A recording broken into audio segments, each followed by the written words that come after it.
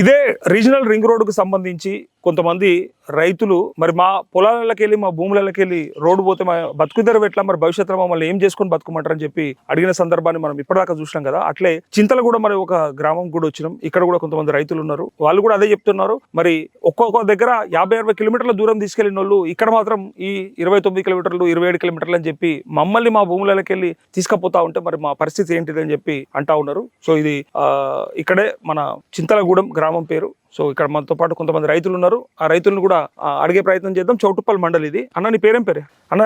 చెప్పుండ్రి ఏమైంది. ఇప్పుడు నేను చాలా మంది రైతులతో మాట్లాడుకుంటూ వస్తున్నా, వాళ్ళు కూడా ఏమంటారు అంటే మా భూముల్ని మాకు ఇట్లా వ్యవసాయం చేసుకున్నాం, కష్టపడ్డాం, ఇలా వీటిని కోల్పోవాలంటే మాతో అయితే లేదు అంటారు. మీరేమంటారు?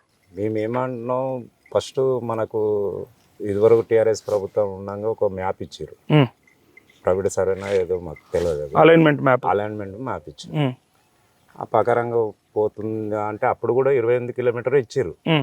ఇచ్చినా ఇంకోటి దివిస్ మన టోల్గేట్ దగ్గరికి వెళ్ళి పోతుందని కొంచెం సమాచారం. అంటే అప్పుడు కేంద్ర ప్రభుత్వం ఒక పేపర్ స్టేట్మెంట్ చూసినప్పుడు ఈ అవుటర్కి 35 కిలోమీటర్ అని ఇచ్చారు.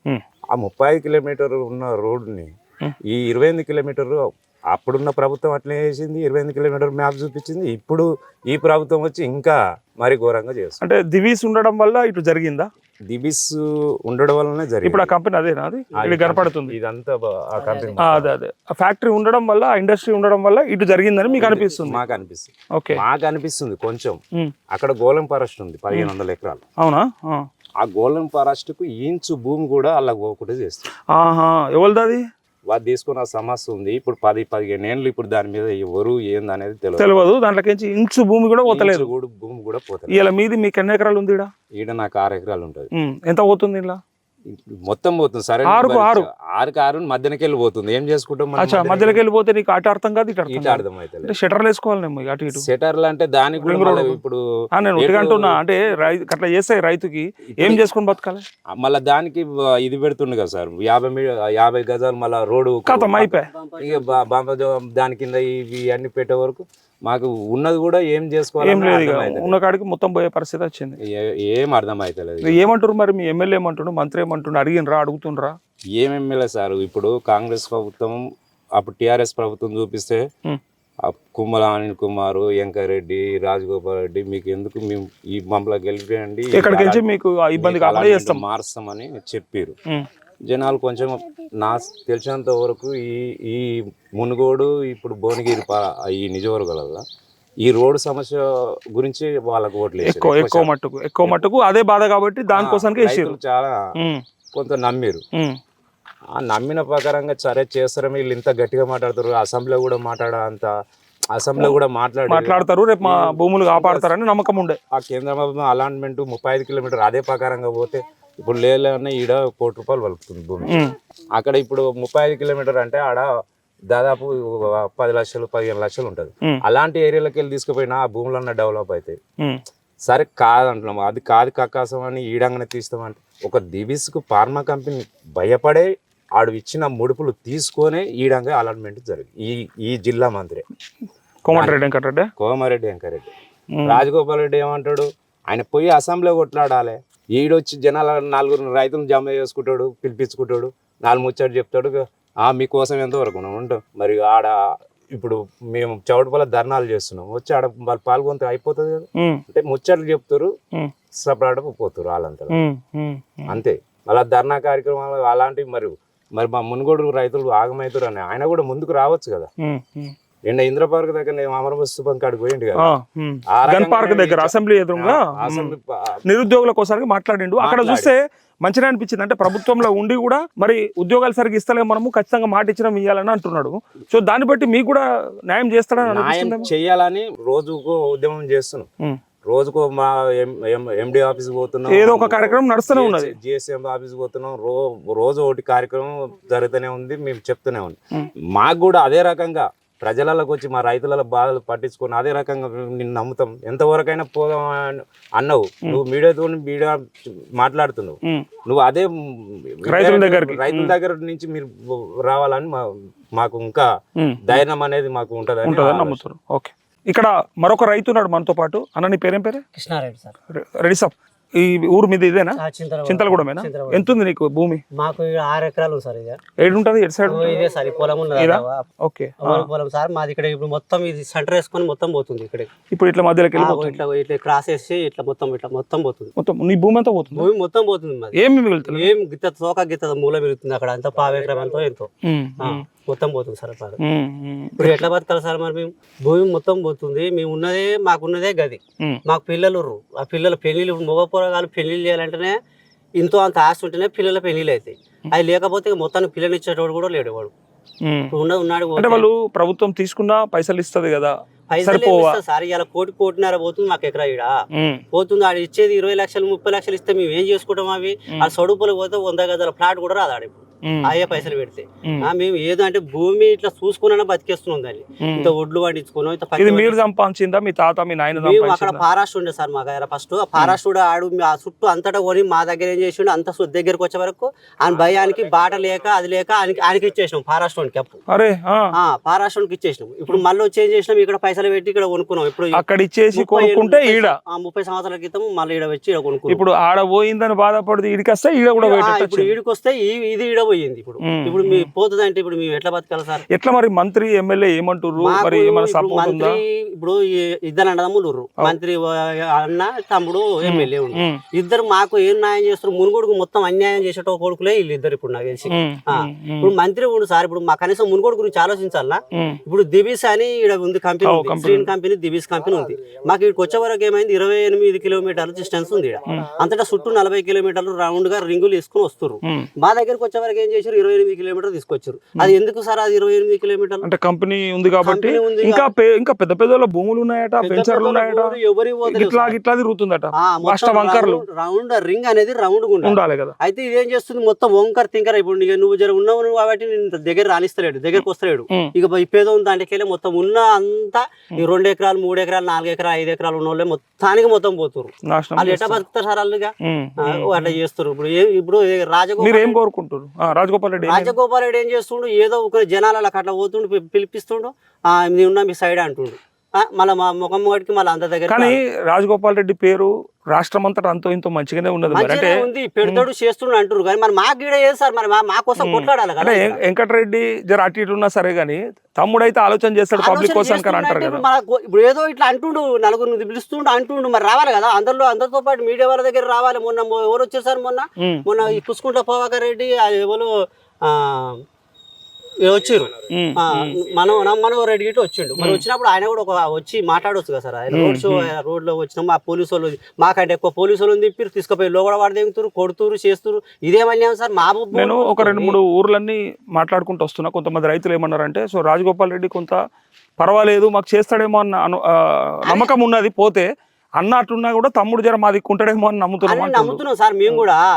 ఎందుకంటే ఎన్నికలప్పుడు అది చెప్పిండు కదా, 8% మీ భూముల మీదకి రాని అని అన్నాడు. మునుగోడుకు ఉన్నాను, మీకు ధీమా ఉన్నా, నేను ఉన్నా అని అంటుండు కానీ మరి వాళ్ళ అన్ననే ఉండు కదా సార్. వాళ్ళ అన్నకి మరి ఏదో ఒకటి చెప్పొచ్చు కదా. మరి ఇప్పుడు అందరూ ఏమంటున్నారంటే కోట్లు తీసుకునేవారు దివిసం దగ్గర. అందుకోసమే ఇప్పుడు పేదోళ్ళ మొత్తం మీద అందరిని పోకూడదామని అన్ని ప్లానింగ్ చేశారు సార్. పేరేం పేరు? శ్రీనివాసరెడ్డి సార్. శ్రీనివాసరెడ్డి సార్ నమస్తే. ఏం చేస్తున్నావు? ఏంది వ్యవసాయం చేస్తున్నా సార్. ఎంత ఉంది నీకు?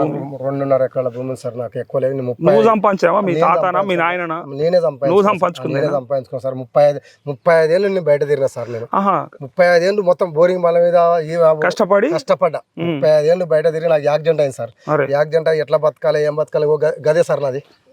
ఈ కొట్టం అది ఉన్న కాడికి పోతుంది సార్. నాది ఏం లేదు, నాకు ఆశ ఏం లేదు.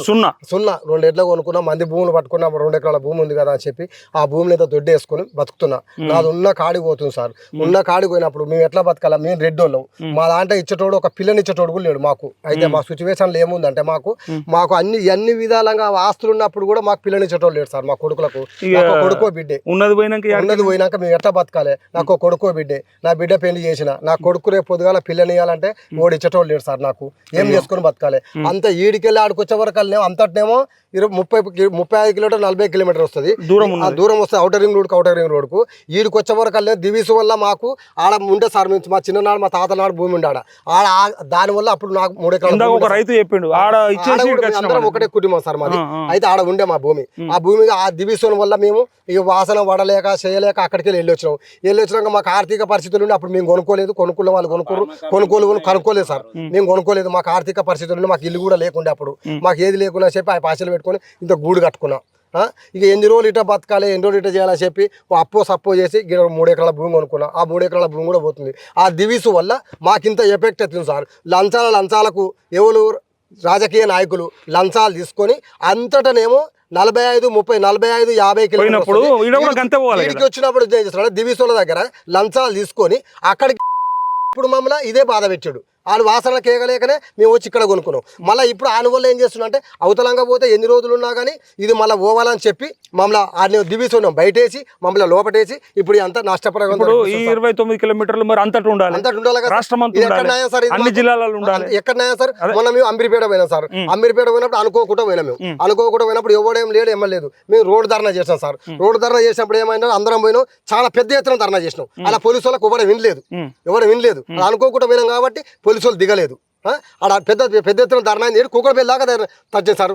ట్రాఫిక్ తచ్చినప్పుడు పోలీసు వాళ్ళు వచ్చి అందరు ఎక్కడక్కడ నూకేసి అయిపోయింది. మళ్ళీ 2వ రోజు ఏం చేసినప్పుడు చౌడపల్లికి ధర్నా చేశాం సార్. మాకన్నా ఎక్కువ పోలీసు వాళ్ళని పెట్టిండు సార్. ఇది ఎక్కడైనా మమ్మల్ని కనీసం మాట్లాడిస్తలేడు సార్. మమ్మల్ని రైతులు ఏం చేసుకొని బతకాలి. రైతు ప్రభుత్వం అని ప్రజాపాలన అని ప్రజాప్రభుత్వం అని రేవంత్ రెడ్డి గిన్ని మాటలు చెప్పి ఏంది అయితే చెప్పినట్టు ఆయన ఏం చెప్పిండంటే మాకేం చెప్పిండ మా ఊళ్ళకి కూడా వచ్చిండు సార్. మేము కూడా పోయినాం. మీకు మునుగోడు నిజోరుగొరగానికి నేను అండాగా ఉంటా. రాజగోపాల్ రెడ్డి మునుగోడు నిజోరుగొరగానికి మేము అండాగా ఉంటాం. మా బిడ్డలు మీరు, మా రైతు బిడ్డలు మీరు లేని మేము లేమని అన్నాడు. ఇలా లేడు ఇందుకొచ్చి ముందుకొచ్చి మాట్లాడతాడు. ఇలా ముందుకొచ్చి మీ నీ అన్న రోడ్ల శాఖ మంత్రి, నీ అన్న రోడ్ల శాఖ మంత్రే కదా. మరి ఎందుకు అంత ఉంది మరి ఈడికి వచ్చినాక ఇంత దగ్గరకు వచ్చింది ఎందుకు అని చెప్పి నీ అన్నకి ఎందుకు చెప్తావు? మీరు అడిగితే ఏమన్నాడు కాదంటుండా? అది అవుతుంది. అది ముందుకు వస్తే కదా సార్ వాడు ముందుకు వస్తే కదా సార్ వాడు వచ్చి ముందుకు వచ్చి మీరు ఎందుకు తొందరపడుతున్నారు, ఎందుకు చేస్తారు, చూదాము చేదాము మరి అంటలేడు కదా సార్. ముందుకు వస్తున్నాడు కదా సార్.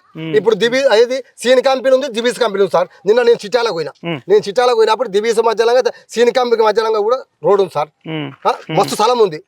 కనీసం సీన్ కంపెనీ కూడా బయట వేయకుండా తీసుకొస్తా లోపల వేయకుండా నువ్వు మమ్మల్ని ఇబ్బంది పెడుతుండు. ఇప్పుడు రోడ్డు పడుతుంది మొత్తం ఈ సన్నకారు చిన్నకారు రైతులు, కనీసం పెద్ద రైతులు లేరు. ఒక 20 ఎకరాలు 10 ఎకరాలు ఉన్నోడు కూడా లేడు సార్. మొత్తం సన్నకారు రైతుకే ఏం కథ చూడు. రాష్ట్రంలో 10 ఎకరాల రైతు కూడా నిజంగా అంటే పెద్ద రైతు కింద లెక్క తీసుకుంటారు. 2 ఎకరాలు 3 ఎకరాలు ఉన్న రైతుకి మాకు పిల్లలు చూడ గతిలేడు సార్ ఈ రోజుల్లో.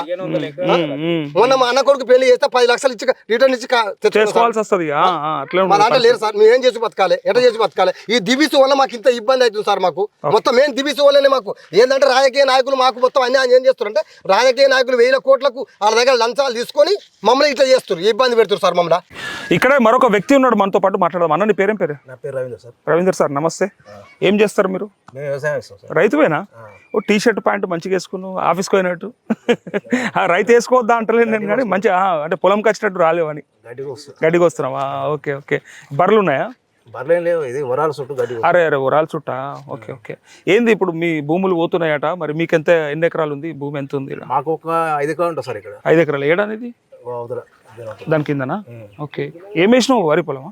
వరి పొలం 2 ఎకరాలు వేసినా, పత్తి వేసిన. పత్తి బాగా వేస్తారు. ఇదంతా పత్తి కనబడుతుంది ఎందుకు? అంటే నీళ్లు తక్కువ పడతాయనా లేకపోతే? ఈ పత్తి వర్షాధార పంట కదా సార్ ఇది. అయితే ఇలా ఇంకో మాట వచ్చింది. నేను ఇందాక ఆ చౌటుప్పల్ అటువైపు అంతా మాట్లాడుతున్నప్పుడు ఇది అంతా డ్రై ఏరియా, ఈ పంటలు వండే ఈ భూములు అందుకోసానికే తీసుకుంటారు అని కొంతమంది రైతులు అన్నారు. నిజమా అది? అది జూటా సార్. అది అధికారులు అన్నారట కదా ఇదంతా డ్రై ఏరియా, వరి వండదు ఏం పండదు అని రాసుకున్నారట కదా. వానికి ఏమైనా ఇప్పుడు రీజనల్ కూడా ఇవ్వాలి, ఇది డ్రై ఏరియా అంటే అనుకుంటున్నా. ఎట్లా అంటే కొందరు రైతులు అన్నారు రాసుకుర్రు సార్, అట్లా మమ్మల్ని అట్లా బాధ పెడుతురు. ఇది డ్రై ఏరియా ఎందుకు సార్, పచ్చని పంట పొలాలు ఉన్నాయని అంటూ చూపిస్తారు.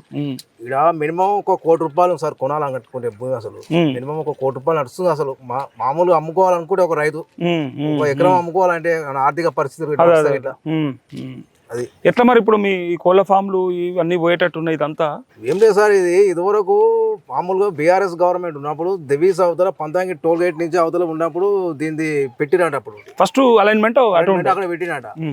మరి ఈ రేవంత్ రెడ్డి గారు వచ్చినాక ఇక్కడ ఎందుకు పెట్టిండు అసలు అర్థమవుతలేదు. వీడు మొత్తం దెవీస్ వీడు అమ్ముడు పోయిండు, వీడు వెంకటరెడ్డి గారు వీడు రేవంత్ రెడ్డి గారు ఇద్దరు అమ్ముడు పోయి ఈ డ్రామా ఆడుతున్నారు ఇద్దరు. ఎందుకు ఇట్లా చిన్న రైతులకు గోస ఉచ్చుకుంటారు ఎందుకు? ఏమన్నా అంటే రైతులకు మస్తు చేస్తాం అది చేస్తాం ఇది చేస్తాం అంటారు. తోటి ఏది కాదు ఏది చేయడు వాడు రేవంత్ రెడ్డి గారు. వాడు ఏంటంటే జూడా మాటలు బటవాయి మాటలు, ఏమంటే రైజింగ్ తెలంగాణ అంటుండే. రైజ్ అయితే లేదా బొందా ఇప్పుడు ఇది రింగ్ రోడ్ అయితే రైజ్ కాదా రేపు అవుతుంది కదా? ఇప్పుడు భూములు లాక్కుందామని చూస్తుండు. ఎవడిస్తాడు భూములు? ఎవడిస్తాడు చెప్పు? లాక్కుండా అంటే ఫ్రీగా కాదు కదా, పైసలు ఇచ్చేటట్టు. ₹1 ఉన్న దానికి నీకు 10 లక్షలకి ఇవ్వాలా? అంటే ఎట్లా కోటి ఇస్తే ఇస్తారా లేకపోతే అసలు భూమితో మాకు వ్యవసాయం చేసుకుంటాం? కోటి ఇచ్చినా 2 కోట్లు ఇచ్చినా భూమే కావాలి, మా భూమి మాకు కావాలి అంతే. భూమి చేసుకుని బతులం మేము, వ్యవసాయం తప్ప ఇంకోటి తెలియదు. వ్యవసాయం చేసుకుని బతులం మేము. సో భూమే కావాలి మీకు. అదే. ఒకవేళ మరి ఖచ్చితంగా ఈయన చేస్తాము అంటే మీరు ఎట్లా మరి మీ పరిస్థితి ఏంటిది? పరిస్థితి ఏంటంటే సార్, అది ఏం దాకా అయితే దాకా చూసుకుంటాం మేము. ఓకే, అన్నిటికి తయారున్నారు, అన్నిటికి తయారు భూమి కోసానికి మేము ఏదైనా చేస్తుంటాం, సిద్ధంగా ఉంటాం. ఓకే, ఈ సరే భూమి గురించి అయితే మీరు చెప్పారు. ఓకే, నియోజకవర్గ అభివృద్ధి గురించి మాట్లాడాలంటే రాజగోపాల్ రెడ్డి ఏమైనా అందుబాటులో ఉంటాడా? వస్తాడా? ఏదైనా మంచికి చెడుకు తిరుగుతాడా? ఎట్లుంటది? ఏముంటాడు సార్ ఆయన, ఎప్పుడు వస్తాడు ఆయన? ఎప్పుడో ఒకసారి వస్తాడు. ఏదైనా ఒక శంకుస్థాపన చేస్తే వస్తాడు. 10 వెనక 10 కార్లు ముంగడానికి 10 కార్లు అంతే మా దగ్గరికి వస్తాయి. ఏం చేస్తాయి? ఆపదకి సంపద ఆదుకుంటాడు అది అంటారు, అంత వస్తుందేనా? ఆయన ఎవరికి ఇచ్చిండో ఎవరికి చేసిండో మాకైతే మీ దాకైతే ఏం రాలేదు, మాకేం రావాడు, మీకైతే ముట్టలేదు, మాకైతే ఏం ముట్టలేదు. ఈ రేవంత్ రెడ్డి అంటే ఒక జూడా ఆడాడు, బటవాది గాడు. ఓటోలు వేసిర్రు, నీ అసంటోళ్ళు నా అసంటోళ్ళు అన్నల అసంటోళ్ళు వేసిర్రు. రుణమాఫీ అన్నాడు, ఏదో 10 మందికో 5 మందికో చేసాడు. రుణమాఫీ అయితే అది గంగల కలిసింది, అది సగం చేసి సగం బొంద పెట్టిరు అంటుండు. ఎవరికి కాలేదు, సగం చేసి సగం చేయకుండా ఇచ్చిపెట్టిరు. అది అందరికీ 2,10,000 ఉండే సార్. 2,10,000 మీద 10,000 కట్టుకుంటే వేస్తామన్నాడు. లేదు, మీద 10,000 కట్టినా 2,10,000కు 28,000 మిత్తి అయితే అవి కూడా కట్టినావు. 35,000 కట్టినా కాలే. 10 సార్లు బ్యాంకు చుట్టూ మీద పైసలు కట్టుకోరు వేస్తా అన్నాడు. మరి నిజంగానే నమ్మిరు? సరే.